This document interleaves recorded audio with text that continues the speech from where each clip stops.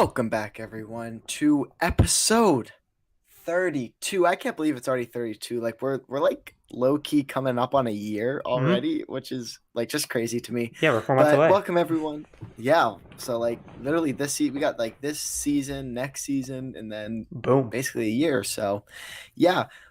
Welcome, everyone, and this week we're going to be talking about the wonderful villains of Star Wars. There is so many villains that we can talk about, so I don't want to waste that much time.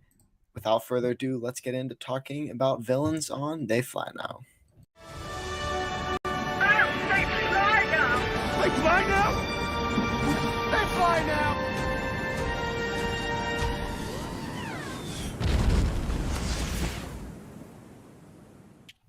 Welcome, Chase and David. Thank you guys so much for joining us tonight. We really, really appreciate it. How's it going, you guys? Pretty good. Yeah, not too bad. Solid. We appreciate you guys taking time out of your nights to come and talk with us. David, especially last minute, like quite literally. We had a cancellation last minute. We were like, hey, David, you come in? And he was like, yeah, sure. So we really appreciate that. And yeah, so to get everything started, just tell everyone, if they don't already know, who are you and where can we find your guys' content? And let's go David first. I am Xanatos1138, primarily on TikTok. I'm on Twitter, Twitch, so anywhere there's social media, that is my name. Awesome. Thank you. And Chase, same thing to you. Yeah, mostly just on TikTok and occasionally on Twitch at Forward Into the Black is where you can usually find me. And don't forget your podcast. Oh yeah, I mean, yeah, David and I have a podcast as well. So we have a podcast called Rogue Council, where right now we're talking about all the Star Wars movies. And yeah, we're doing it kind of every other Sunday. So yeah. So you would say the council has gone rogue and they're starting to learn how to fly now. Council's gone rogue. And now they're starting to learn how to fly. Starting to learn, taking some flight lessons, which I feel like would be a more fitting name for Chase because of how much you love fighter pilots. And Let's just switch our names and we'll be good. But yeah, we appreciate you guys coming on. Real quick, just some housekeeping things. Sorry about last week. I think we said 2 weeks ago that we were taking the week off, but just in case you guys weren't aware, I was in Arizona last week and I was on my plane Monday night. So we had to kind of take the week off. And I know we've been like very inconsistent recently with our uploads, but from here on out, we're going to have a good long while of consistent week by week shows. Because I think if we had this and then just stuff going on a few weeks ago, and Yeah. we missed a few weeks, but we're good. We're back on the grind, and we are also going to start uploading book reviews. So I think we're gonna start the way it's looking right now is we're gonna start with the Queen's trilogy. So Queen's Shadow, Queen's Peril, and then we got Queen's Hope early. So me and Hereth are fortunate enough to have that book early, and we are going to release our review. And I think we're going to release it the day it comes out. So right now, because I think we have around 3 weeks before that book releases. Yep. I think it comes out April 8th, April 9th, something like that. April 4th. So we're going to try to just do maybe April 4th. And today, let me pull up my calendar really quick. So we have... we actually have 3 weeks to the day. So I was right. So we're just gonna do a book a week. So we're gonna do Queen's Shadow. Hopefully by the end of this week we'll have it uploaded. Queen's Peril by the end of next week, and then Queen's Hope will release the day it releases. So yeah, that's something you guys can look forward to. And then we're just gonna just try to upload twice a week, just some book reviews because me and Hereth we've read a few books and maybe some just cool a few. things.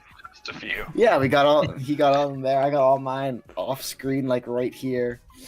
As well as our awesome guests have also read a bunch of Star Wars books, which is awesome. Couple of Yeah. What's the count? What's the count for each of you guys? David's way higher than mine, but I know David's is super high because you said it last time you were on. Yeah, Legends I know is about 110, but as far as canon added onto that, it's probably closer to like 130. That's crazy. That is so crazy. Holy crap. Dang. 110 Legends books. That's like 5 times the amount that I've read. I'm out here with a measly 12. Hey, matches the jersey, Hey, which he's coming back, so yeah. you'll be wearing that Yeah. more. I can't remember where I'm at. It's in the 50s, I think, is where it's at. That's crazy. That's still freaking crazy. I think I've hit 20. I think I'm over 20 now with reading these 3 Queens trilogy books, but it doesn't really matter. I have a bad habit of rereading books instead of reading new ones. I've read Alphabet Squadron multiple times. I've read Plagueis multiple times. Read X-Wing multiple times. Bane multiple times. Yeah, I was like, everyone's like, "Oh, read this new book," and I'm like, "One day." One day. I'm busy rereading a book from 1995 that I've read 3 times. You're like, That's hilarious. we're like, Chase, read the High Republic. No, I'm reading Rogue Squadron. What are you doing? I'll get there. But yeah, so how we're gonna kind of organize tonight? We're obviously be talking about as many villains as we can fit in. Again, we can't talk about all of them because you could literally probably make a podcast episode about each one of these villains. So we're just gonna kind of touch on each villain, touch on the impact that villain kind of had in the Star Wars story, and we're gonna do that in chronological order. And we're gonna do some legends. I know me and Hereth literally know nothing about Old Republic. So if there's anything that you guys want to touch on, like just kind of briefly before we get into High Republic with like Marcion Rowe, if there's anything you guys want to touch on with like Bane or Revan or anyone like that, please take the floor and go ahead. I would love to learn a little bit about that. Chase, you got anything? Yeah, I was gonna say let's go before the Old Republic. Ooh. Let's start like one of the ones that I like. I feel like I'm in the minority with this book, but the villain of Into the Void, Dalian Brock, I think is really interesting because the end of that book, where Dalian is the villain, it turns out he's like in an unfortunate situation, where he is on Into the Void takes place within the Tython system, and they haven't figured out hyperspace yet. So Okay. when they're going from planet to planet, it's like a weeks-long journey. So if you've read very similar like sci-fi novels where they're like, "Hey, we're flying over to Jupiter, and it takes us 7 months," like it's got that vibe to it, and it's about Dalian Brock is someone who was learning to balance himself within the Jedi Order. JE apostrophe DAI. There's an apostrophe in there. Yeah. And he, even that point when they weren't really a dogmatic society like the Jedi Order is often conflated to be, he backed away from it. Very strong in the Force, but he essentially found out about hyperspace and was like trying to experiment with it, but people were like, "No, this is too dangerous. You will literally cause the star system to implode on itself." And the events of the book I think are really interesting because it sets back hyperspace travel, like I think for another like millennia, because they're in 25,000 BBY. Holy crap. point. And I think it's another because Lannery like realizes at the very last minute basically of the book where she's just like, "Oh no, he was onto something." But he was also what's so interesting about him is it's one of those things like we get this all the time in Star Wars, where the villain is like kind of wanting to do a good thing but going about the wrong way. Like it's just like, this is how we can get out of this star system. I don't care what happens. If everyone dies, then everyone dies. We have if we're going to move forward as a society, we have to do this. And he's like willing to sacrifice everyone to do so. And I think that always felt like, I thought it was such an interesting concept. And it's like, wow, the hero saved the day, but ruined everything at the same time. Like setback society. But yeah. Okay, interesting. What's that from? You said again? Dawn of the Jedi, Into the Void. There's the Dawn of the Jedi okay. comics, and then the novel is called Into the Void. Yes. A lot of people don't like the book. I personally really like the book. I think there's lots of really good themes. If you like the Force and you like the idea of the Force being in balance, that is the whole like center of the Jedi Order, is bringing balance to everything, yourself included. So, and that's if you know Ashla and Bogan, right? The concepts of dark and light. Those are the moons of Tython. Oh. Is Ashla and Bogan. Yeah. And Okay. Tython's king. That's where Din goes to Tython, right? Yeah, to get with Grogu and the Force two moons thing, yeah. of Tython, and this is still canon if I remember correctly. Ashla and Bogan are the two moons, the dark moon and the light moon. So you see that, and that whole book takes place in that star system. Huh. Interesting. Yeah, And 'cause I remember. it's before lightsabers. They're using Force like imbued katanas, basically. Yeah. What? And they get ready. This is like, it leads into, they talk about proto sabers, which are the battery pack lightsabers, which are so, I think those things are awesome. But yeah, Lannery is the main character, and she's just got a katana and a sheath the whole time. She's a badass. That's awesome. Yeah, I think once I read all of canon, I'll probably then start to jump into some legends, and that definitely sounds like something I'll be intrigued to check out. But yeah, moving a little bit forward, because I know we're like, Old Republic, and Chase like, let's go back, but let's go into kind of Old Republic, kind of knowing like, again, Carter and I haven't read that much Legends, but like, is there any type of like Old Republic villains that stand out to you, like Bane or anyone of like Malak? Vitiate or anyone like that, yeah. Bane and Malgus are probably my top two. Vitiate is kind of lame. He's just this. He's like the Emperor times 1,000 because he keeps coming back. Like, not just once, but he comes back as like 3 different reincarnations. And Yeah. it's like I haven't caught up all on like the newest expansion yet, but I did a boss fight where you have to fight 3 of him, and it's gotten so tiring now. He's the Eternal Empire. Yeah. The Eternal Emperor is what he's known as. The one cool thing it's terrible. What he did to Nathema is like intense. I think that's really cool. Vitiate is pretty cool for that. But other than that, yeah, you're right. He's a very tiring villain. If you got with Palpatine, read some stuff about Vitiate. Okay. When all the people who are like, make the Old Republic canon, and they're like, I hate Palpatine came back. It seems like that. Yeah, they don't actually know what they're talking about. The most times. Oh. But yeah, other than that, I think I'm not the biggest Malak fan. I think Malak is okay.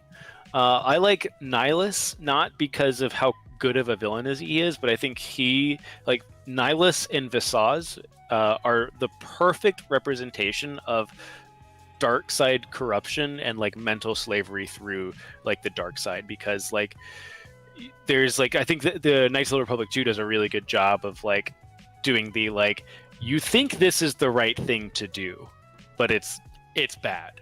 And there's a point where you can let Visage go back into her chambers, to like have closure, right? And it's like, oh yeah, of course I care about you. You mean a lot to me, blah blah blah. I want you to have closure after we've killed like your old master. And then it's like, oh no, that just brings her all the way back to the dark side. When you do that, and it's like, so hit their relationship, the Visage, and everyone likes Nihilus because he ate worlds, which that's not true. But the relationship he had with Visage, I think, is super interesting. And if you play that game and you talk to Visage a lot, you learn some really cool things about Nihilus. So I think he's always worth bringing up. Like, I know a lot of like Wikipedia readers will bring up Nihilus, like, Nihilus is the most powerful Sith Lord ever, and you're just like, isn't he like in Old Republic 2 and then one comic? It's like the 2 things he's been in the Old Republic. I'm sure he shows up in one of the comics. There's so many Old Republic comics at this point, but yeah, he's in Knights of the Republic 2. He's a very easy boss fight. That's what I've heard. Is he's the easiest boss fight in the game. He is, and his story is told through Visage, and like no one brings that up. So I'm like, they're all fake fans. Fake nihilist fans. But yeah, other than that, like I think the world of the Old Republic is more interesting than its villains. Okay. Bane's cool. Makes Bane is sense. cool. Mm-hmm. David, anything else like big? Because isn't Revan, like, what do you guys think about Revan? So Revan is like the Jedi that turned. He kind of got brainwashed when he went to the unknown regions, became a Sith, came back to conquer, and then was turned back to the light side again. I think one of the most metal things he actually did was he was in stasis for like 300 years, keeping the Emperor at bay. And I liked his overall story arc. It's just kind of when you simplify it, he went against the Jedi Council's wishes because they didn't want to get involved with the Mandalorians. So he took a group of Jedi that agreed with him, along with his apprentice Malik, and they went to the unknown regions. They fought the Mandalorians, and then they kind of went into the unknown regions, and the Emperor brainwashed him and sent him back to conquer the Republic. Huh. Yeah, I think SWTOR Revan is cooler than KOTOR Revan. Yeah, that's a fair assessment. KOTOR Revan is insert yourself here. Yeah. Like Canon Revan, right? Drew Karpish and Canon Revan is like exactly what David said, and then goes like fights the Emperor one last time. Does he fight the Emperor again? Does that happen in the new expansion? Is that a thing? There's like Revanites and stuff. I think he's involved in that. Okay, because there's a pretty. My least favorite part about the Revan novel is the last part. I mean, it's cool. Like him being like, you know what, I will sacrifice everything to make sure that Vitiate stops being a ding dong. Ding dong is awesome, but it's like, hey, spoilers, like got rid of Mitra Shurik, got rid of T3, like, yeah, and like the worst part is in SWTOR you see like the remnants of T3, and I'm like, oh. And Mitra is a Force ghost in one part. That's about it. Yeah, I love Mitra Shurik. Mitra Shurik's way cooler than Revan. Sorry. she's the protagonist of KOTOR 2. Yeah. Okay.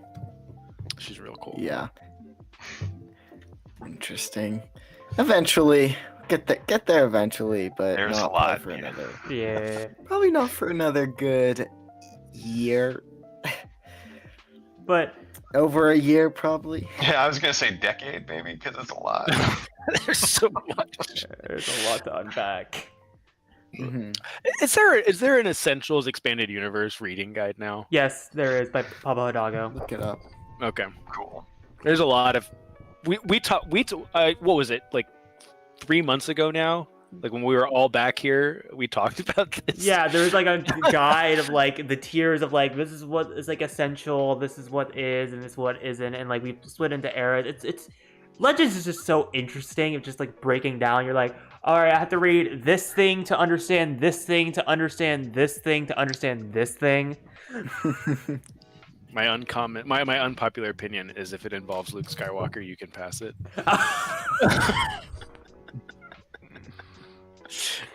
Save Heir to the Empire. Like Heir to the Empire is worth reading, but like I'm not a new Jedi Order person. Sorry. Rip David. No, that does make sense. Because I'm a Mara Jade fan, Luke is kind of essential in that. Now, David, do you ever think Mara Jade's gonna become canon? I would love it, but I doubt it.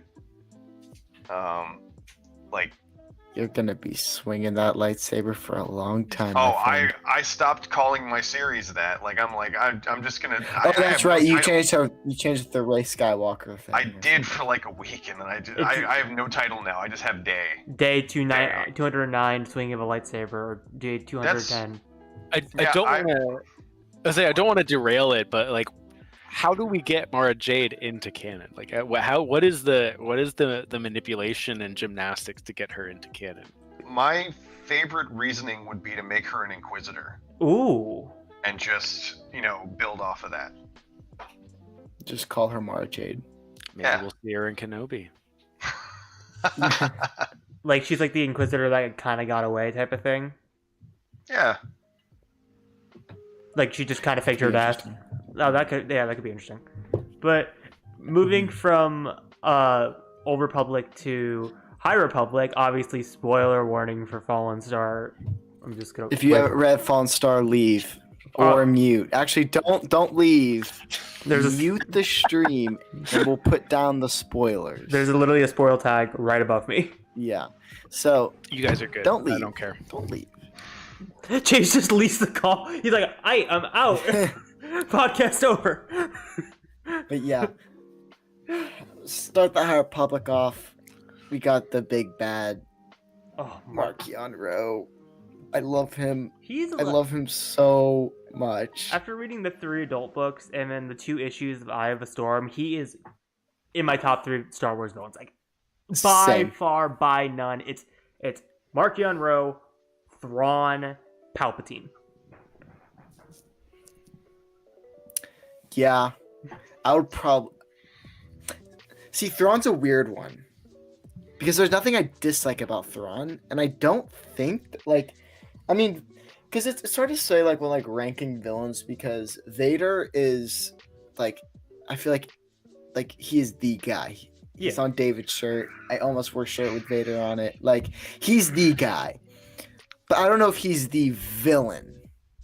Because I think what makes Vader so special is like his redemption arc and how he became Vader.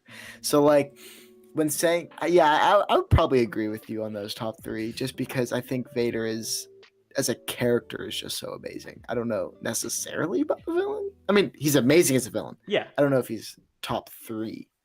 That's really tough. But like talking about like Markion Rowe, like Light of the Jedi was great because he was like pulling everything from behind as like I'm not really behind anything, like Yes. I'm weak and like I'm not doing anything, and then like he just pulls like the Uno reverse on everybody, and like just like pulls off like the most like insane like with the past, and like the battle of like Kerr was just like jumping in the like hyperspace and jumping out and then jumping back the battle, if like the battle of Kerr Nebula is crazy. And it really is like that is why I think Marchion's a great villain, and I think that's like one of the first instances.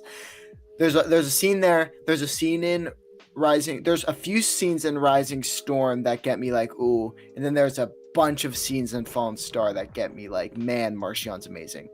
And yeah, I think the thing that makes him so special is that he's not like. He's not the biggest, he's not the strongest, but he's so smart. He plays so many mind games, and he can just trick his way around everything. Even his people closest to him. Like the one scene in Rising Storm, whenever he, like, Pan basically calls him out and was like, you're using Mari Santeca. And he's like, yeah, I am using Mari Santeca. And if you haven't seen, again, Rising Storm, go read it. But Chase, have you read Rising Storm yet? Halfway through it. Okay, so you may have got to this scene, but it's basically Pan tells him, he's like, "Yo, you're BSing," and Marchion somehow turns it to at the end of the scene having all of the Nihil chanting "Death to the Chancellor," and you're like, "What?"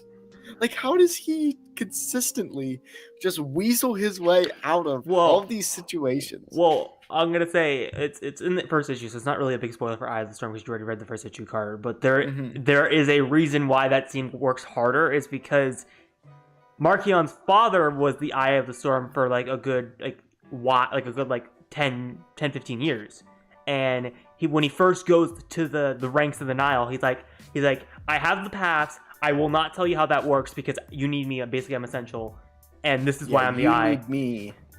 Yeah, and that's his leverage. His leverage the entire time is you think you can kill me, but then you kill me and you don't know how anything operates, so you need me. And he gets the Tempest runners to he just gets them convinced that they need him, which I think they do definitely need him. I don't think the Nihil would operate without Markion.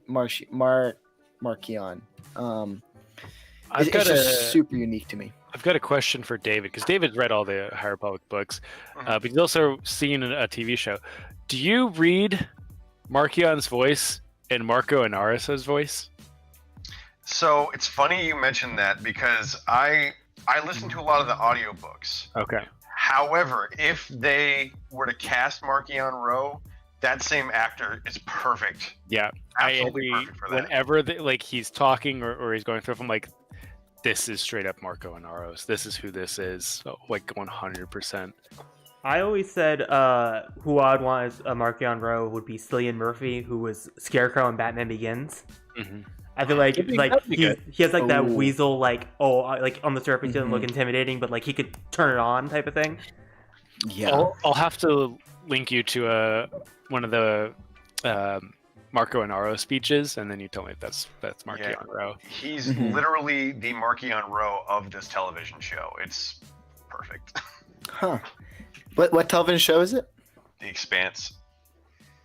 Interesting. I've never heard of it. But yeah, moving a little bit past the Rising Storm, because obviously the whole like his plan of like, oh, we're gonna attack the Republic Fair, we're gonna basically like bomb the hell out of it, like all of that. And that he went like he's in the shadows the whole time, and he attacks, and then the Republic's like, oh, Lorna's the Eye of the Storm. Lorna, like, this is all Lorna, and then they get Lorna, and she's like, this isn't me.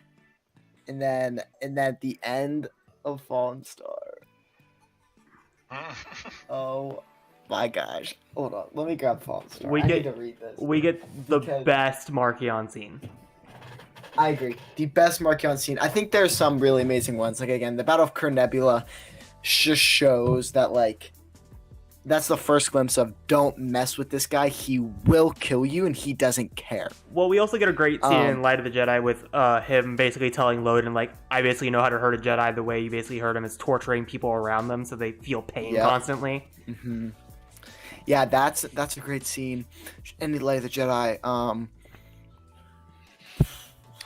In Light of the Jedi, I did like when I can't remember the character's name. He was one of the storms, or however they do their rankings. Tempest Runners? Yeah, and he basically they were fighting against the Republic, and he's like, "Hey, I'm gonna take control of your hyperdrive." That's Battle of Kern Nebula. Yeah, okay. Whenever he's like speeding through hyperdrive, and boom, he's boom, launching boom, them boom, into boom. ships. Yep. Yeah, It's like, what? That's pretty good.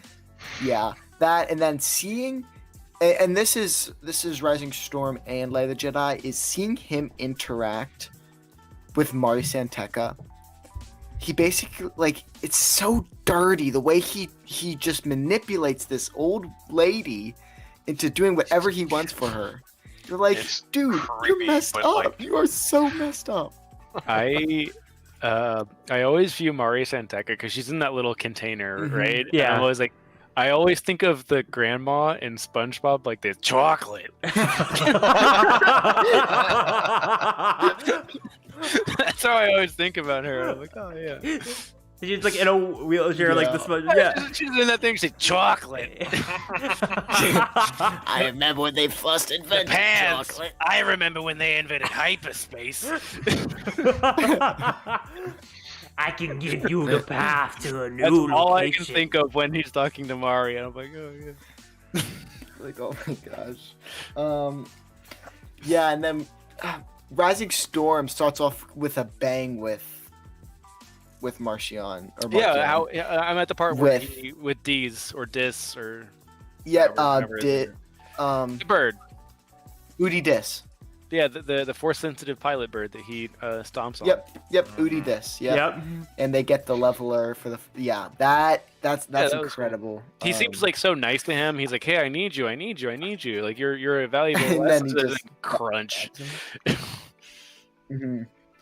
And then moving into Fallen Star. Well, obviously at the end of Rising Storm, if you haven't read Chase, you said you're okay with spoilers. Yeah, go for it. When everything happens with the leveler and he kills Loden, and you're just like, holy crap! And at the end of that,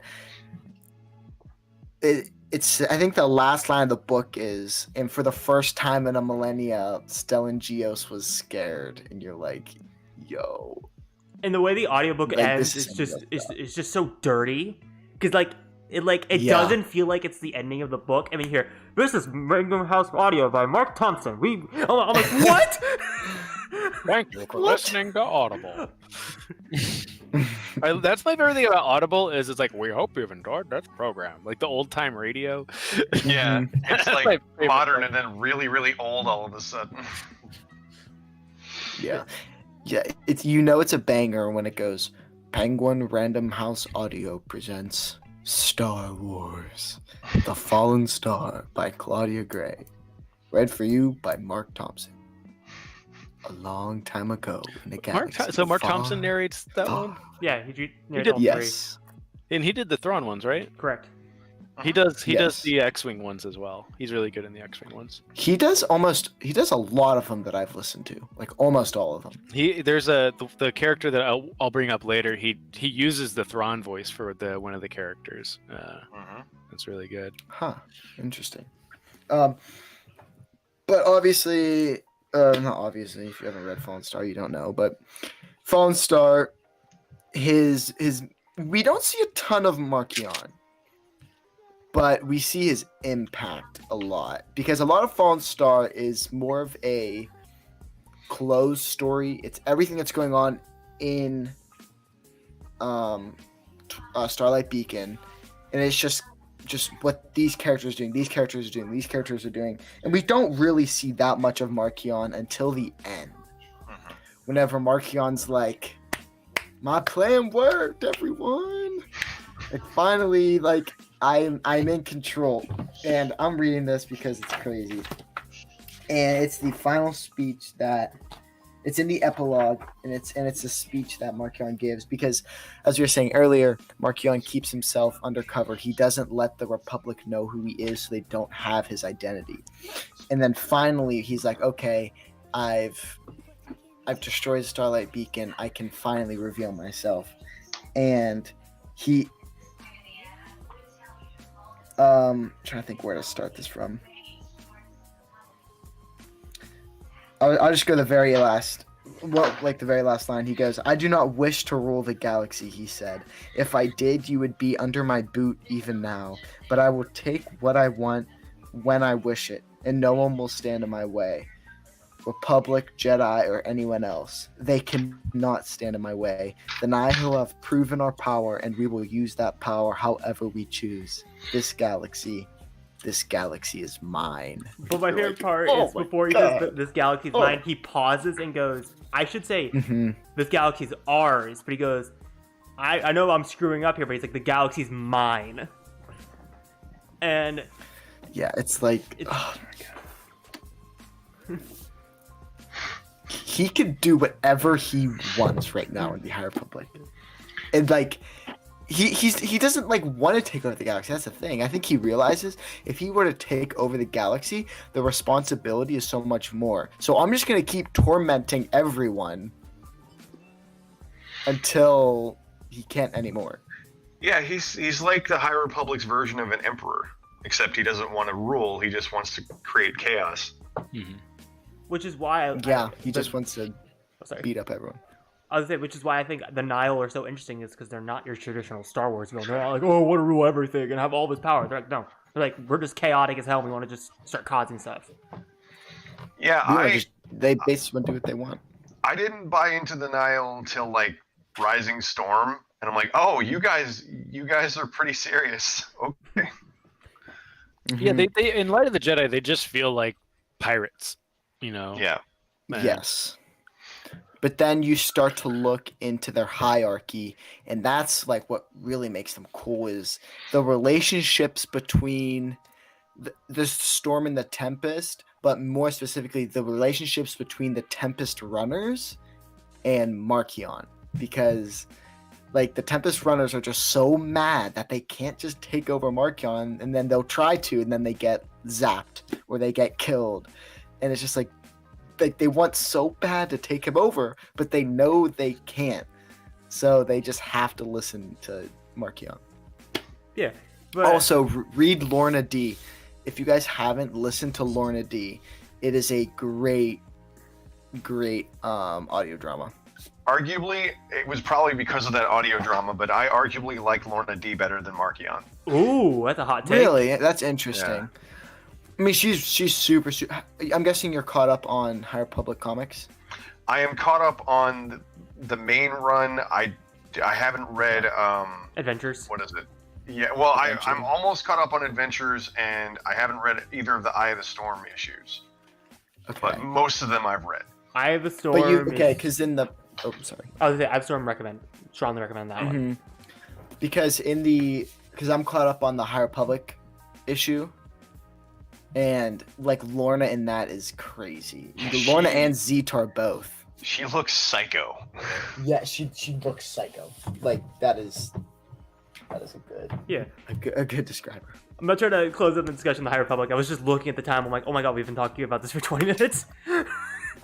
You're good. I could literally talk about Markion all night. Like me and Malik, I swear, could talk about Markion all night long. Markion, that's weird. I never would have guessed. But moving a little bit. So like he has an Eye of the Storm or Ride the Nihil tattoo on his arm. Okay. But moving a little bit forward in the timeline, going to the prequel era, I was gonna say let's touch on Maul a little bit. Obviously, I've grown to appreciate Maul ever since he returned in Clone Wars. See, I like when I first saw him in Fan Minutes, I was just like, oh, he's just a throwaway character who gets killed. Okay, but when they brought him back in Clone Wars, I was like, oh my god, Maul. I like Maul. I loved Maul in Phantom Menace. I mean, that was it's just such an iconic Star Wars moment alone, just like the igniting of the double-bladed lightsaber, and it's like, captivated an audience, for a whole generation. But yeah, like I'm almost done with the Clone Wars. Spider Maul, not so great. Crazy. A bit crazy. Crime Lord Maul, pretty good. I like Crime Lord Maul. But yeah, Spider Maul, not a fan. Thumbs down on Spider Maul. Yeah, big L, as the kids say. L on the spider legs. Yeah, Yeah. there- Somehow Maul returned. Yeah, for real. I'm not sure, but I think Spider Maul was sort of introduced, like they got that from a comic where it shows him with the spider legs going back to Tatooine and fighting Obi-Wan in that comic, but you see like little hints of like Watto headless. It's like, oh, he went to visit Watto to see where Obi-Wan was and then killed him afterwards. Yeah, that's where they got the chicken legs from. Yeah. Oh, that's right. They were chicken legs. They weren't exactly spider. But like I don't really like the Spider Maul stuff, but like I like the psychology aspect of it, like of him like mentally destroying himself just to survive. He survived on like pure hatred. Just rage and hatred kept him alive. Literally, the Sith code is what's keeping him intact. Plagueis Maul, also really good. If you want more Maul that's not canon, Maul and Plagueis is really good, and how Palpatine treats Maul within Darth Plagueis is like, it's so nasty. But yeah, he's got a really good arc in there. Yeah, again, No, I haven't read Plagueis that much. I've heard that, like, I've heard from like, it seems like people who actually haven't read it say that Maul in that would contradict with Maul in canon, but then I've heard like from other people that it has no contradictions. No, that book ends at episode 1. Okay. Yes, the book ends at the end of episode 1. So they learn of Maul's death in Plagueis, or Palpatine learns of Maul's death in Plagueis. But yeah, it doesn't go past that. So whatever happens to Maul afterwards is fine. He's taken from Dathomir by Palpatine, or he's given to Palpatine essentially. Mhm. And I don't know if there's a Clone Wars origin story that would contradict it. There's a Maul 2017 comic run where it shows Oh. Maul's first mission of hunting down a Jedi, and then there's flashbacks of how he got him. Isn't it still canon that Oh. Mother Talzin kind of Yes. gives? Yeah. Yeah, that's what happens in the book. Yeah. She basically goes up to Palpatine and she's like, "I have something for you," and it's Baby Maul. Savage is not in Plagueis though, so Well, sorry. Savage. But They're not like yeah, you're that point in the Clone Wars. Yeah. yeah. I'm almost done Savage with is just Clone kind of Wars. there though. Savage is just a throwaway character, honestly. Mhm. I don't like Savage. There's two villains I really dislike in Star Wars, and that's Savage and Grievous. Everything. I will. Sorry. I was gonna say I will ride the Grievous hate train. I know it's so unpopular, but I Now- just don't like Grievous. I I- don't. I can't. I can't. I've said this before, but canon Grievous is just an asthmatic toaster. Legends Grievous is Awesome. amazing. Yeah, Yes. 2D Clone That's what I'm Wars saying, like- Grievous is awesome. yeah. Yeah, he is. And like Uh, Clone Wars Grievous, like the 2008 Clone Wars series Grievous. I mean, he kills one Jedi in the series. Like, he's supposed to be this great Jedi hunter, and we see him kill one Jedi or two Jedi. Now, there was a fight in a random Clone Wars episode where he fights Obi-Wan on like the bridge of a flagship.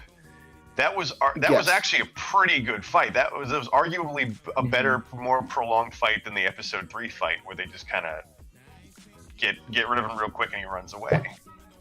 Grievous's best moment in canon is in Son of Dathomir. Grievous murdering Mother Talzin was an awesome Yes. moment. Yeah. And like Grievous are like Agree. Obi-Wan and like because like there's I love the sequence in Son of Dathomir with Dooku and Maul teaming up, and because they're like, I guess we have to work together type scene, and like you see Grievous breaking out of prison and just start ripping clones apart. You're like, oh my god, he's just like a feral animal. Mm-hmm. So like that scene alone was awesome, and I think that's his best moment in canon. Yeah, and like, it's not that I don't want more Grievous, because I would absolutely love a Grievous backstory book. Absolutely love it, and I think if we got that, I would. I don't think I would hate him anymore. But it's just right now, I just don't. what see- species is Grievous? He's I a It's like a hunter species of some sort. I don't remember this. yeah. Yoda's species.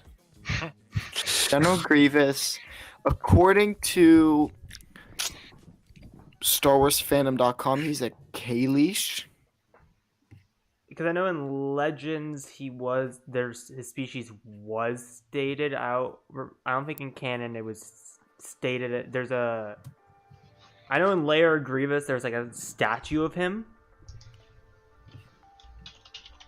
It's saying Kalish. Kalish.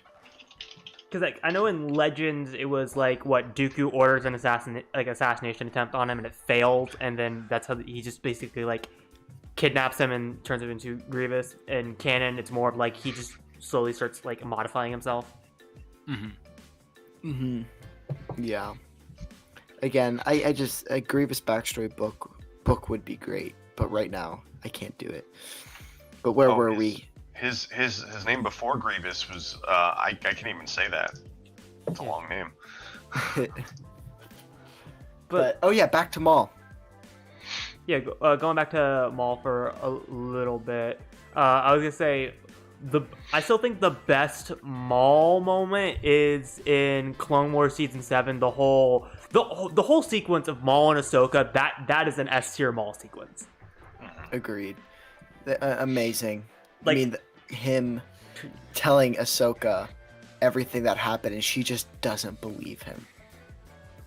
Like him being like, yeah, the Republic's literally gonna like fall. Anakin's gonna turn to the dark side. Palpatine is manipulating everything. You gotta believe me. And she's like, no, that's not gonna happen. Should have listened to Maul. Yeah, that's a great Maul scene. Him returning is, I think, pretty cool. we have the 2-on-2 between Maul, Savage versus Obi-Wan and the one Jedi who gets killed. Oh, I can picture her perfectly, but I can't remember. You her know what name. I'm talking about? Yes, in Yeah. season 5. Yeah, I like there's Obi-Wan, Asajj, Maul, and Savage. I think that's a really cool fight. Just seeing Obi-Wan with a red lightsaber is like just cool. Yeah, Asajj. That's another great villain that we could talk about after we're done with Maul. But I think a Maul moment that gives me chills. It's in Rebels, but Chase hasn't seen Rebels. Go for it. Okay. It's past the 48-hour mark.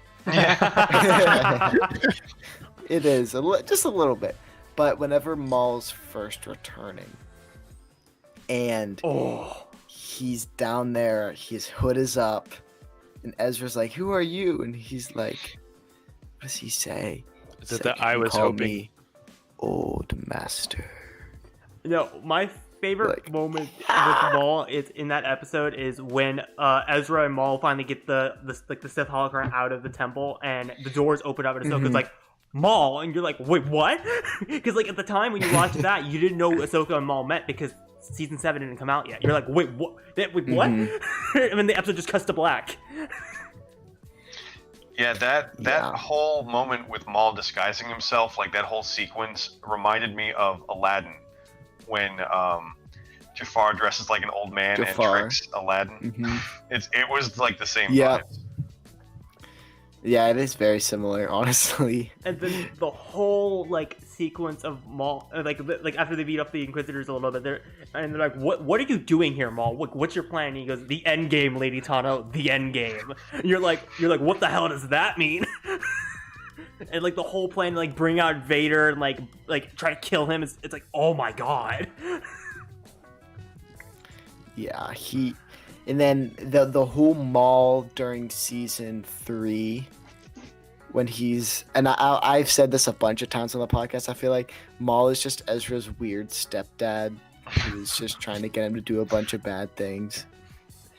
Or uncle, or weird uncle, and it's just like, you mean, he'll be like talking to Ezra and he'll be like, "You mean my apprentice?" And Kanan just like about to punch Maul in the face.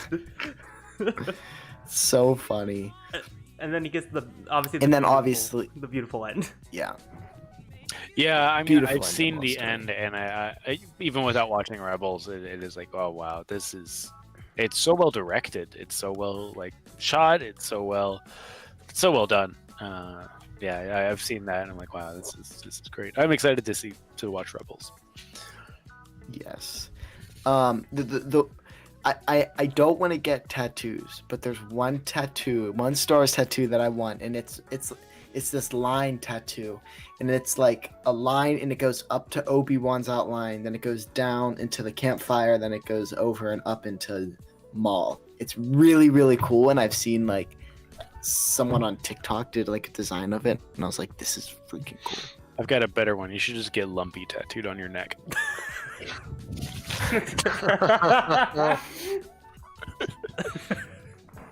Oh my god. But anyway, moving into Dooku for a little bit. I was gonna say, into the next villain, Lumpy. Lumpy. Lumpy is the Sith Lord. But Yeah, let's not get into Darth Jar Jar, please. I was just gonna say that. No. It's an insult to the Plagueis novel to call him Darth Jar Jar. But I would say, you're talking about Count Dooku or Darth Tyrannus, like, obviously, like, again, like Maul, I was like, when it came to Dooku and just watching the movies alone, I was just like, eh. Then Clone Wars, I'm like, okay, he's interesting. I still need to listen to Dooku Jedi Lost. I know Carter praises the hell out of that book. That is well worth your time. Yes, it's awesome. I need to read that. Read this. I loved Dooku in the movies. I like Dooku in the Clone Wars as well. I mean, last night we were talking about it. It is like my least favorite scene of Revenge of the Sith because like they just do Dooku so dirty at the beginning, and I'm just like, oh come on. Yeah, so the interesting about Jedi Lost, and this isn't really spoilers, it's just kind of like an overblank thing, is reading it, I thought that it was going like before I read it, I thought that Dooku Jedi Lost would have been Dooku going to Palpatine, but it's not. It's giving you through flashbacks and holograms through Asajj Ventress, which you get a whole Asajj story on top of it. You get to see Dooku's backstory. You get to see Dooku and why am I forgetting his name? Qui-Gon? Sifo Dyas. Yep, Sifo Dyas too. Dooku and Sifo Dyas, their relationship, their friendship and adventures that they go on, and some hints. There's this one scene in Jedi Lost that gives me freaking chills. Man, I'm gonna re-listen to this one day at work, but it's this one scene, and there's just Force visions. That's all I'm gonna say, and just straight chills. But yeah, if you want to know more about Grievous's backstory and how he became Count Dooku of Sereno, read this book. Okay. That's my Dooku Jedi Lost. Yeah, I like Dooku. I love Christopher Lee as an actor. I mean, he's Saruman and he's Count Dooku, so he's all right in my book. Yeah. Dude, But yeah, yeah. I love him. Christopher Lee's awesome. He my favorite like Christopher Lee moment is still the Lord of the Rings behind the scenes clip of him explaining how to stab a man. I was like, what the hell? Like that whole sequence. Oh yes, I saw that. I mean, even just the story behind his lightsaber, and it's like, oh yeah, Christopher Lee is like the descendant of King Charlemagne. So King Charlemagne had a curved sword, and we're gonna give Dooku a curved sword. This is I was awesome. like, oh yeah, that's Christopher Lee's so cool. Rest in peace, man. Yeah, R.I.P. But again, Yeah, I'm trying to think anything else on Dooku before we move on. I think my camera glitched out a little bit, but we need Dooku getting recruited by Palpatine. Because we got Jedi Lost, which got him to Count Dooku of Sereno, but now I want a Jedi Lost Part 2 to be Count Dooku of Sereno getting recruited by Palpatine and turning to the dark side. That's what I need. I know we're not going to get it for years, but like, please give me that. Dooku is elevated in my villains ranking so much because of this book. Now give me one more to finish off the story. but yeah, kind of moving a little bit again. I know I'm going like hyperspace speed, like pacing here. Moving into Palpatine. It's tough. Yeah. We already did a whole episode on him, so we could just talk about like good, like best Palpatine moments. I'm gonna go with, personally, I know Chase just saw this, the Lawless. The way Palpatine just shows up and just beats the hell out of Maul and Savage, you're just like, damn, Palpatine. And just this whole scheme of Son of Dathomir on top of that too, because I feel like they're kind of just one story. Yeah, Palpatine in the five, like going to Clone Wars, Palpatine in the Fives arc also really good. Yeah. And one thing, and I won't harp on Plagueis, but there is a scene in Plagueis where it's very much a Palpatine book. If you go into that book thinking like this is more a book about the rise of Palpatine, you'll probably enjoy it more. There is just the scene when he's arguing, a young Palpatine is arguing with his family on their like luxury Naboo cruiser, and he's like, I've had enough of all of you, and he disposes of his family on this starship, and it is super intense. It's such a good scene, and I won't spoil it because if you want to read it. But yeah, that's like probably my favorite Palpatine moment of him just being like, I don't need a family, I don't need royalty. And he learns basically he kind of does have dominance over the Force, and it's very, very violent. I don't want to say it's the most violent Star Wars thing, but it's up there. But yeah, it's such a good moment. And David, do you have any favorite Palpatine moment that like just stands out to you? You're like, yep. You know, one that sticks out is actually the moment in the end of Rise of Skywalker. I really like that, like all of that. Like he's talking to them, and he's like, "Look what you have made," and this is the final act in the word of a Skywalker, something like that. It was all of that was really cool. All of the visuals in that scene were really cool. Just like it was because of the planet, but he's firing lightning at all the ships. I mean, I thoroughly enjoyed that moment, but hopefully that's the last we see of him. He's coming back. Yeah. But no, I like Palpatine's story in Rise of Skywalker. I think like people like harp on like him returning, but like it makes sense that like the villain of Episode 1 is the villain in the final episode. Like, of course he's the person behind everything. It makes the saga a saga, right? Yeah. It would just be Star Wars 2 without him. Yeah. And if you are watching Bad Batch and you're watching Mando and you're reading Aftermath, you're reading Bloodline, you see the hint of Palpatine coming back. Like, it's definitely there.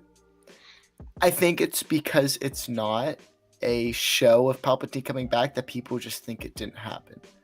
When, if you played Battlefront 2, the whole thing of Operation Cinder is kind of Palpatine. Yeah, I was about to say Operation Cinder. Like, we're diving so deep. You know, you have Battlefront and you have Alphabet Squadron that are diving. Like, Alphabet Squadron dives very deep into Operation Cinder and the contingency plan. Victory's Price alone has so much to do with. I don't know if this is in any other canon, but the messenger droid, like Palpatine's messenger droid. Yeah, big part of Alphabet Squadron. Because it's in I know it's in Battlefront 2. Okay, I haven't done the Battlefront 2 campaign, but Aftermath. I think it's in the Aftermath trilogy. It's definitely, I have it on my shelf. Shadows of the Empire is one of the comics that they released after when they restarted all the canon. That was the first comic they released that has Operation Cinder, the Battle of Naboo from the Battlefront 2 campaign in there, and you see it from Leia's point of view. Okay. Well, say if we want to talk about another, really, you just said Shadows of the Empire. We can talk about Prince Shizor as well. Wait, no, it's not Shadows of the Empire. Shattered Empire is what it's called. Shattered Empire. Okay. I'm gonna say Prince Shizor. I can't remember what arc it was. It's the last Jar Jar arc of season 6. That's the same species as Prince Shizor. And I was like, oh really? Did they? I was like, is that? No, is it? No, it's not. No, I was kind of sad. Yeah, but again, if it's there, and if even super subtle things like at the end of Bad Batch, the person that they take Nala Se to at the very end of the Bad Batch has the same patch as Dr. Pershing the Mandalorian, which obviously means that there's some cloning stuff going on. It's there. Like, this is being planned. It's just not. I think if they did a book behind it, I think people may stop complaining less. Or even if they did a show, but I don't necessarily want a Palpatine contingency show. People aren't it's just complaining going to about be a head hinted shape. at. I think they're going to complain about anything they want to at this point. Yeah, there's no piece of media what will happen is the amount of the kids of today, like the kids that are that were your guys' age when the Phantom Menace came out or when Attack of the Clones came out. The kids that were that age when Rise of Skywalker and Last Jedi come out. It's just if we get a Finn and Rey show, a year from now, like an animated series, something like that, that's what will cause that to go away, is people talking about all the best parts of the sequels will just drown out all the old people that are all crusty and somehow Palpatine returned, right? Not a Skywalker. I've noticed that in TikTok comments. It's sort of like they've changed. Like, it used to be all a bunch of, oh, Rey's not a Skywalker too. Somehow Palpatine returned. Like, that's the new thing now. I know people always complain about that. I could go a whole video about how somehow Palpatine returned. It's actually a brilliant scene, but I'm not gonna do that. I could do it on TikTok though. But yeah, I like Palpatine as a villain. I think he's really well written. I think his legacy, both in the expanded universe and within the canon, both what existed within the original trilogy, the prequels, and all the new stuff that we're getting. It's all great. Like Palpatine is a very interesting character from beginning to end. Like just being someone for like a person from Naboo that, and again, in Plagueis is hella racist. To just again like the realization of the Eternal Emperor. In Rise of Skywalker. Mhm. So I really like Palpatine. I think he's just such a good villain. Yeah, but David? What? Anything else to touch on before we move on? I wasn't sure if you had anything else to add. Oh no, I have said everything on Palpatine. again, if you want more about Palpatine, there's an episode on They Fly Now where we just talk everything Palpatine. Yeah, we talk all about Palpatine. Shameless self plug. So, shameless self plug. Check out They Fly Now. Now If you're watching They Fly Now, check out our other episode of They Fly Now. But moving over to Thrawn at the same time, again, we have not read the Ascendancy trilogy. I have no idea what happens in there. Yeah, I know some things, but I don't know everything, so I can't really talk about his origins in during the Clone Wars. But I can talk about the Rebels Thrawn trilogy because, I am 2/3 of the way through Treason and have not read Ascendancy yet. Okay, we'll stick to the first two then. Alliances and Thrawn. Okay. Oh, I Yeah. thought you were talking So- about Heir to the Empire. And That's where I know him best too. That's why I said Rebels Thrawn trilogy. I haven't read Heir to the Empire. I haven't read the Legends trilogy and Outbound Flight. Mm-hmm.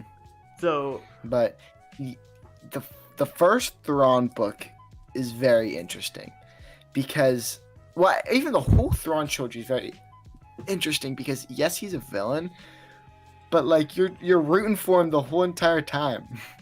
And I love that, especially in the first Thrawn book because it's basically his like, well, I don't even know how to explain it, like his Rocky movie almost. He's just working his way up until he gets to Grand Admiral. I was when I first read the original, or when I first read the new first Thrawn book, like Thrawn, I wasn't sold on it because I'm just like I know where this guy comes from. Why is he like a little petty private in the Imperial Navy? Like this doesn't make sense. I latched onto Eli more than I did Thrawn in Thrawn the book. But once it was kind of like this is all part of Thrawn's plan and it is just his like brilliant tactician of like I still am a huge part of the Chiss Ascendancy. I was not kicked out. This is all part of the plan. I was like, that's Thrawn. There we go. Yeah, because I was like, when they're on the, I can't even remember what planet they're on, but when they first encounter Thrawn, like the Imperials encounter Thrawn, I was like, no, wrong. But then like it comes together so well in those books, and I mean Timothy Zahn always knocks it out of the park. He's just so good. yeah, I did pick up Outbound Flight. I need to read that. yeah. But on the first Thrawn book, like Carter said, the thing I love with the first Thrawn book is I love the and it's a little bit there in Treason too. I love the political aspect of like all like the admirals, the commanders just hating Thrawn, and then like and you're just like it like causes you to be like root for him because you're just like they're like space races towards like just members who they're like speciesist. I guess by that definition. But like they're all like no, we're not gonna allow him up because he hasn't earned it. This is BS that Palpatine's like giving him passes. Like this is stupid. Like I love that whole dynamic of like them hating him, but like he's just like working like over the course of, like the first Thrawn book takes over the course of like 10, 15 years. Like he just speeds up to Grand Admiral. You're like, oh my god. Like the way he just goes all the way to the top of the ladder, you're just like, damn. Mm-hmm. Yeah, I did like that book, and I liked Alliances a lot. But yeah, Treason was my favorite in that series. I think that's most people's favorite is Treason. Yeah. But It's yeah, my favorite. And I think he has such good moments of like just like outsmarting the enemies in that one, like he always does, and just like finding a way to just get through a battle without anyone else knowing, but just everything always falls into place for him because he's like perfect at what he does. So yeah, Thrawn's great, and also I just love TIE Fighter Thrawn, just like sitting like this in his throne, pixelated TIE Fighter Thrawn, like, oh yes, I am Grand Admiral of Thrawn. Yeah. I just love. I think what makes Thrawn so special is his battle tactics and his passion for art and how he can look at a painting from some random species and that somehow correlates to him winning a battle. It's insane. I don't get how he does it. It's beautiful writing, and it's just crazy to me. I think Thrawn is such a unique villain because of those aspects to his character. I don't mean to cut you off, Hereth. No, you're good. I was gonna say, what I love about what the newest like what the new Thrawn books have done is like, and Rebels in general, is I love how like it's caused this debate of like, was the Empire right by like not starting the TIE Defenders? Like what the hell? Like what are they doing? Type of thing. Because like Kanan just like screwing everything up by destroying like all the like the TIE Defender project. Like it's such an interesting point because like I honestly believe if Kanan and Stephen and Price didn't screw up and like intentionally shoot on Kanan, the Empire would have won. They would have won the war. Like no questions asked. Because like the TIE Defenders obviously were more efficient than the Death Star, and I just find that like so interesting, like that whole debate. And again, like I love how like how much like Rebels is like whenever he like disappears in season 4, you just like you feel his like impact like lessen when Price takes over for a little bit, and when he comes back in the finale. Yeah, like the only times Thrawn loses is because of an external factor.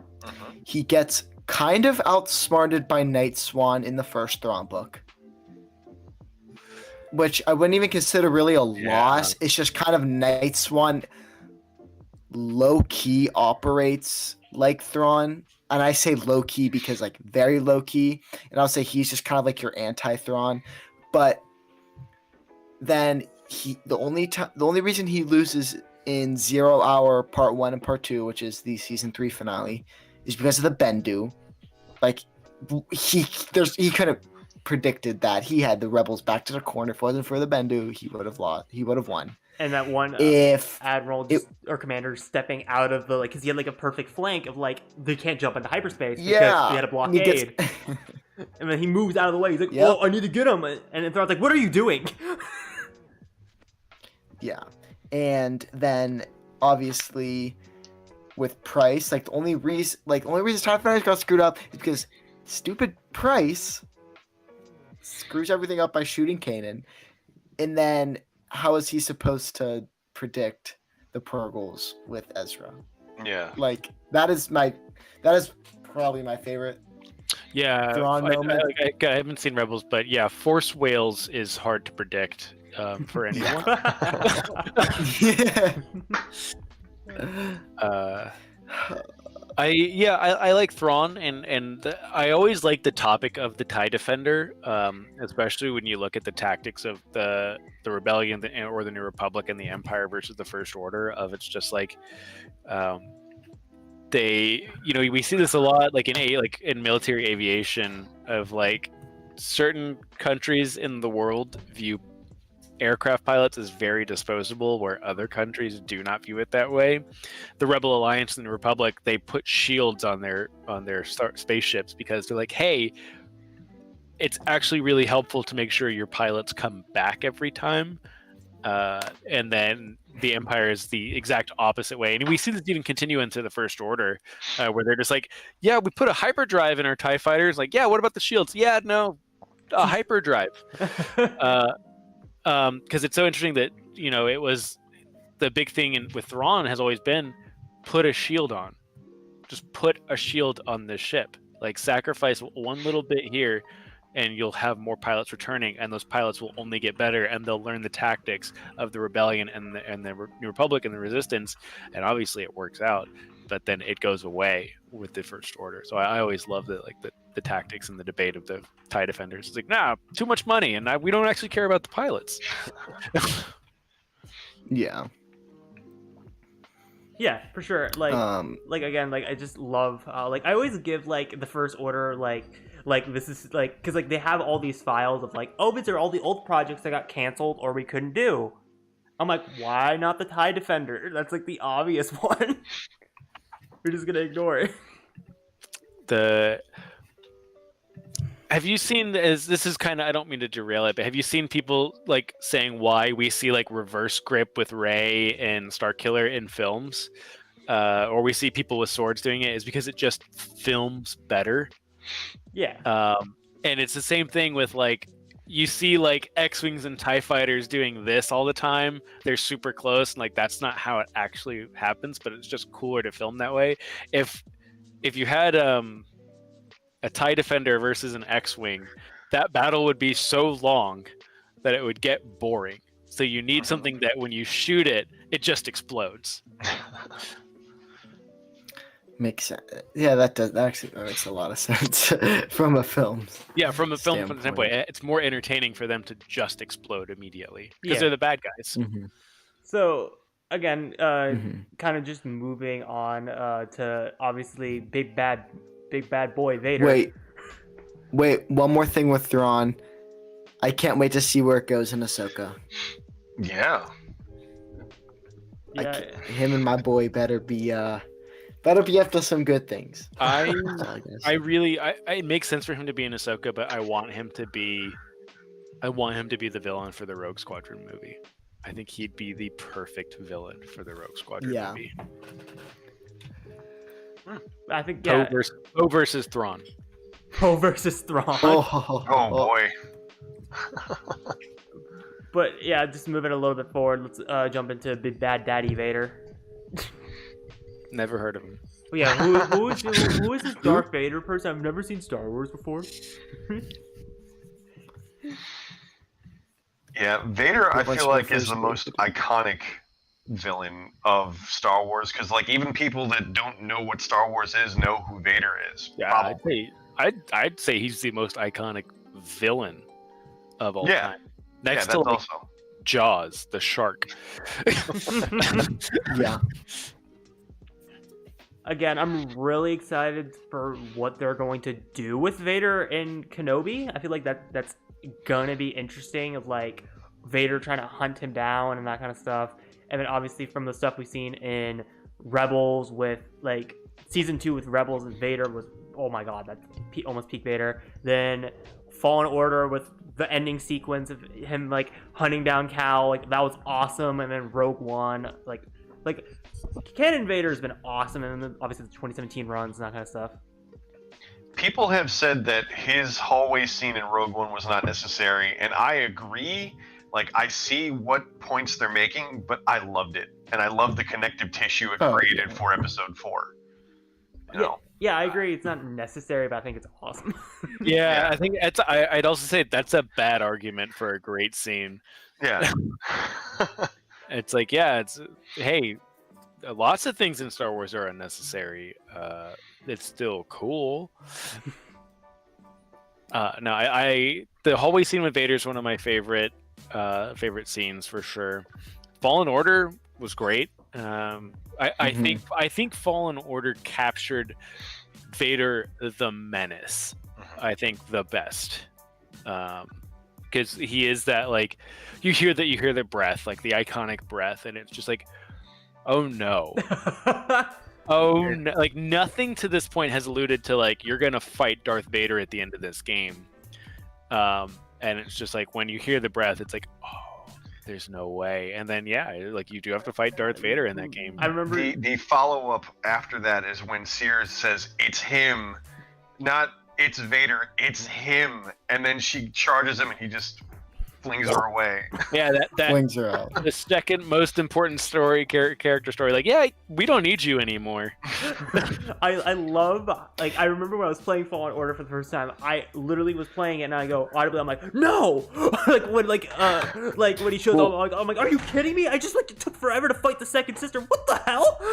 Like, I remember like audibly doing then like that. her return, because I played it really late. I played it like in the summer, and I didn't know that she didn't die. So whenever that lightsaber came and like blocked Vader, I was like, oh, she's alive. And then it gets killed. But, Yeah, his whole scene in Fallen Order is really, really good. Yeah, again, it's one of my favorites. Again, do you guys have any like final thoughts on Vader? Because I could do a shameless self plug. We also did a Vader episode early on, and they flying yeah, out. we did do Vader episode. Yeah, I mean, Vader comics are great. I mean, we just did an episode on Revenge of the Sith last night that we talked about Anakin and Vader extensively. So Yeah. there are a lot of other villains. I think everyone's familiar at this point with Vader. Yeah. I'm super excited to see where they go with Kenobi. I think it's going to be really great. One last thing I will say on Vader in this 2015 run, I forget the issue, but a whole army of rebel soldiers is facing off against him, and they're like, you're surrounded, and he says, all I'm surrounded by is fear and dead men, and he uses the Force to ignite all of their thermal detonators and just kills the entire army. Well, on the topic of Vader 2015, because I was reading through a while ago for the first time. I love the scene of Vader finding like Palpatine's like little like Vader contingency people of like technology based because they don't have the Force, and Vader just shows up and just basically kicks them all. And Palpatine's like, "All right, y'all are not allowed to interact with each other. If you guys try to kill each other, I'm cutting you guys down both." So like, I love this dynamic of like Palpatine has this contingency if like Vader fails, but Vader wants to kill them, and it's just this very interesting game between these two people. And like how Dr. Aphra just kind of like meets between them is just so interesting. So personally, I thought that was like a great scene for Vader. But again, shameless self plug. Go check out They Flying Out, Rise and Fall of Anakin Skywalker. Moving into the sequel era, let's talk about General Hux. Because I feel like even though he's not like a notable villain, I feel like in Force Awakens, Last Jedi, Rise of Skywalker, he's there, and I feel like he's very important to those, at least the first two sequels. I will make a pretty strong argument for General Hux as being one of the best Star Wars villains of all time, because what I think is so interesting about the Empire is there is this ambiguity, and especially with the expanded universe and what we're getting with the new canon of like we have like just the easiest version is Lost Stars, right? Is you okay? Yeah. Is we have people watching Alderaan get explode, and you have these super dedicated Imperial Navy cadets that are like, hold on, I don't know if that's okay.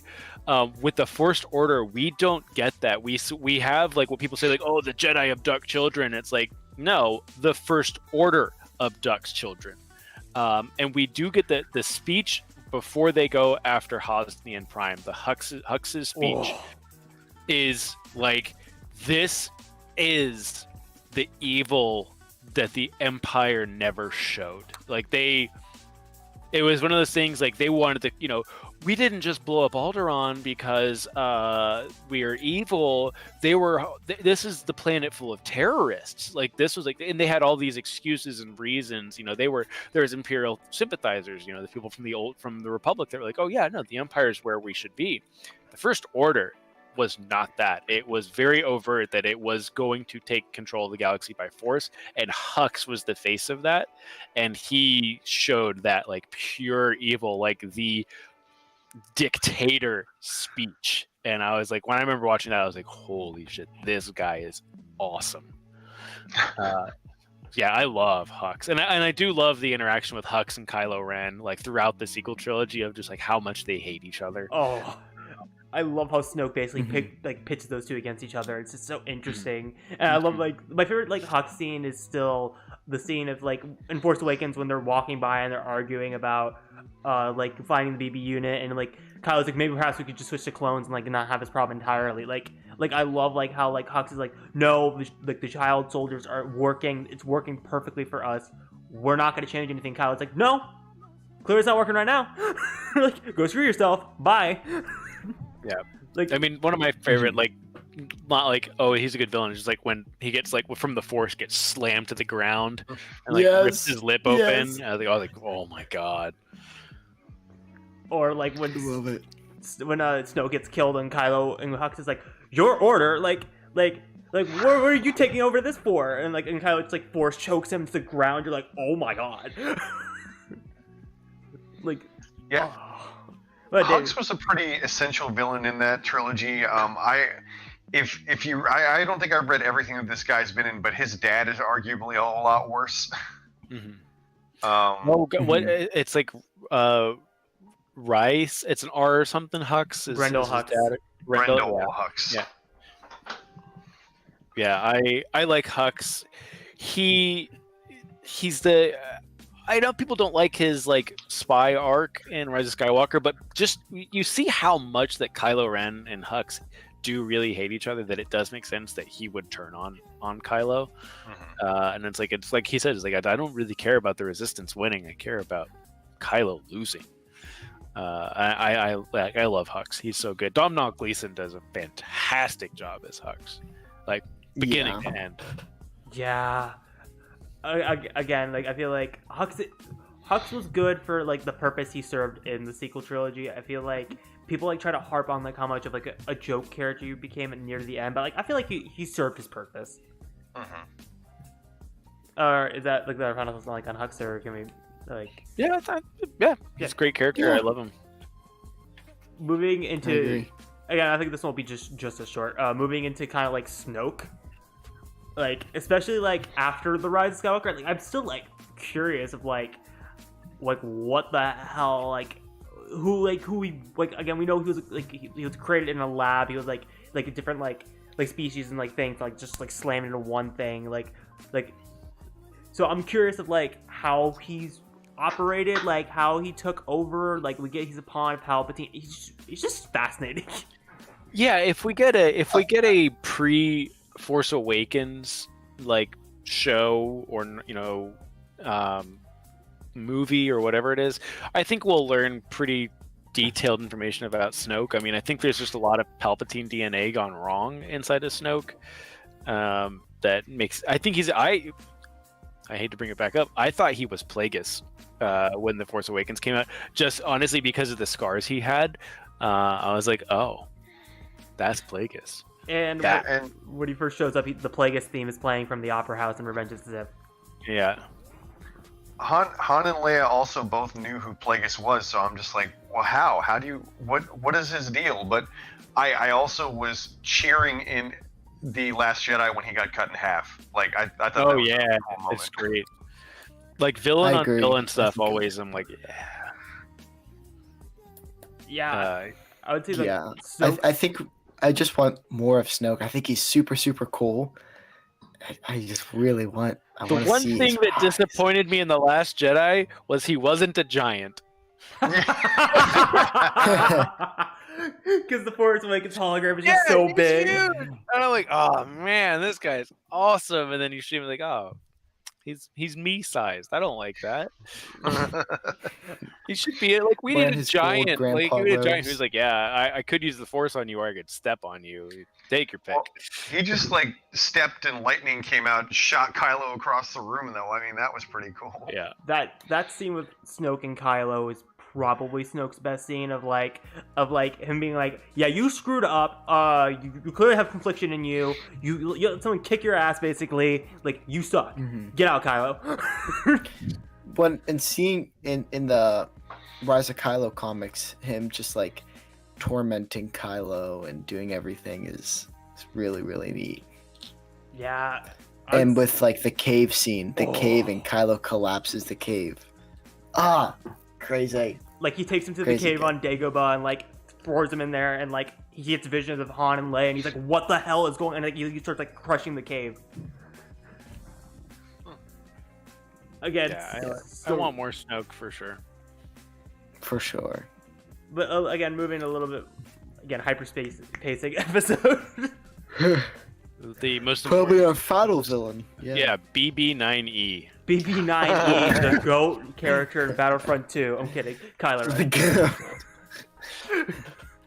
Ren. Again, we already did an episode. But again, on we did a Kylo. Kylo episode. Yeah. Shameless self-plug, but we did do a Kylo Ren episode. If you guys want to check it out. I like Kylo Ren. Another really talented actor coming into Star Wars with Adam Driver. Perfect villain for the new Star Wars for this generation. I love his temper tantrums, and I love that. What I think is so interesting about his character is he wants to be Darth Vader so bad, and he never will. And it's the way that Poe talks to him. It's the way that Hux talks to him. Even how Admiral or Commander Blight, the one who ends up killing Hux, like no one talks. Oh yeah, Pride, yeah. No one talks to Kylo Ren with respect, even though they know he can kill them at any moment.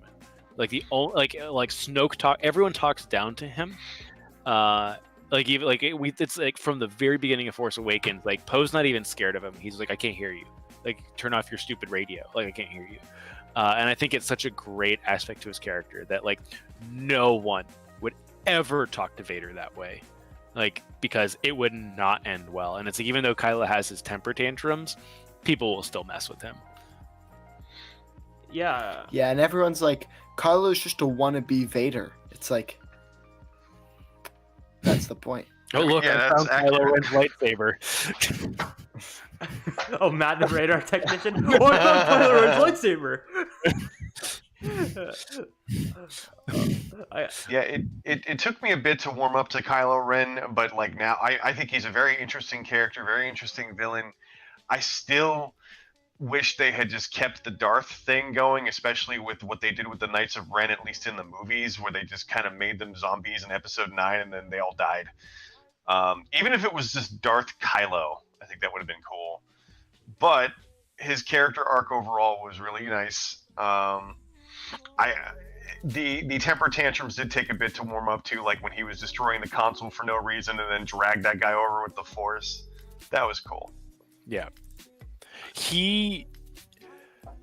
I think from a fourth wall perspective, like I would say Kylo Ren is a scarier villain because he's unpredictable.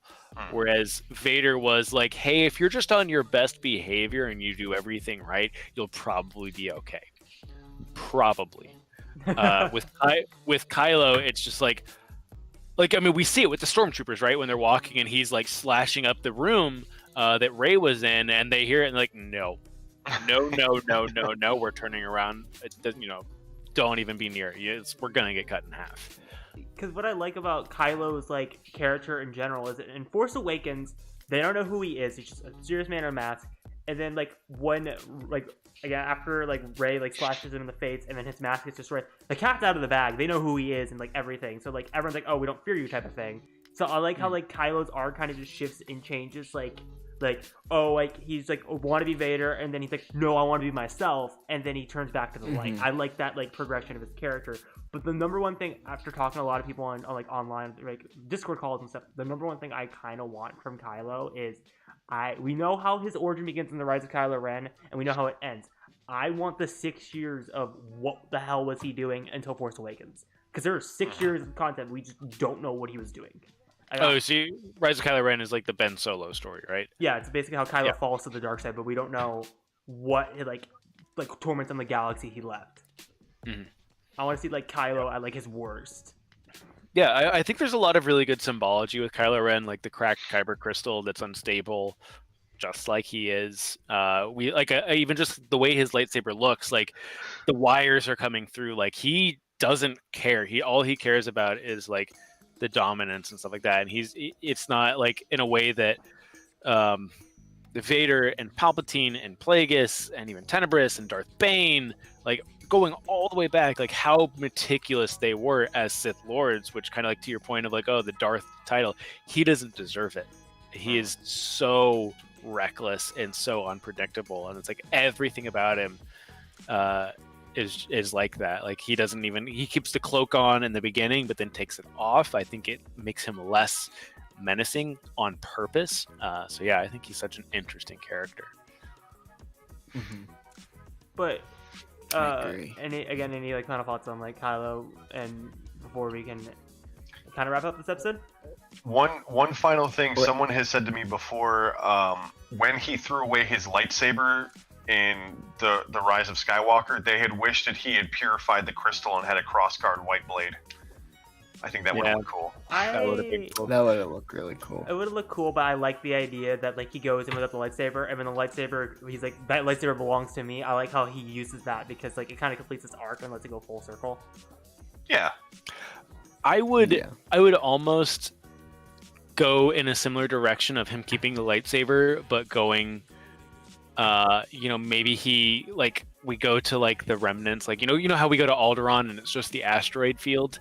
Maybe we go to the asteroid field of Ilum, and he gets a new crystal, but it still cracks. And he basically has like a blue or a green static lightsaber. Like it's still his character, but he hasn't bled the crystal yet, or he's no longer going to bleed it. So that would be, I think, that would be a cool thing. But yeah, I like his arc in the Rise of Skywalker overall.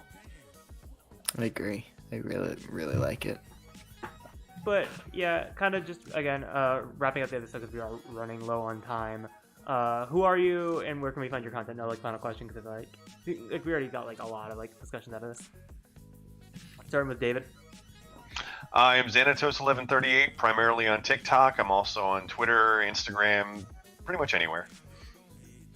And Chase. Thanks for joining us. Forward into the Black everywhere, and in 2 weeks you'll find David and I again on Rogue Council. Definitely Hey. recommend Rogue Council. It was really good listens like every other Sunday. Every other Sunday right now. Yep. But that, Yeah, we that wraps it up. For, appreciate having you guys on. We Thank really you. appreciate it. And we No problem. will have our Queen's Peril review out sometime this week. Nice. Thank you guys all for watching us. May the force be with you. And good luck to everyone getting celebration tickets tomorrow. I have mine. Good luck, everybody. Lucky. But yeah, may the force be with you.